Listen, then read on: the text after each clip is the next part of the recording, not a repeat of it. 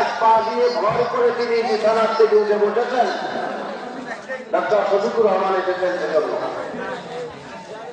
তিনি তাকে বললেন, আমি তোমাকে কি পা বানিয়ে দিব, আর্টিফিশিয়াল পা। ওই তরুণটি বলেছিল,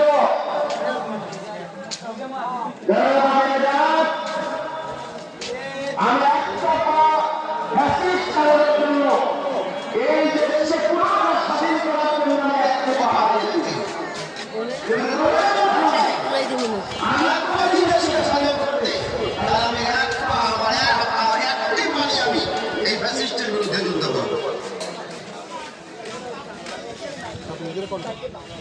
ঘুরতে ঘুরতে গিয়ে আরেকজন তরুণের পাশে দাঁড়ালেন। তিনি, তার একটি হাত নাই। তিনি বললেন, আমি যাব।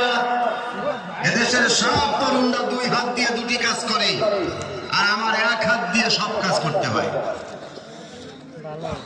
কি ঠিক কিনা? বাম হাতের কাজ ডান হাত দিয়ে করা যায়?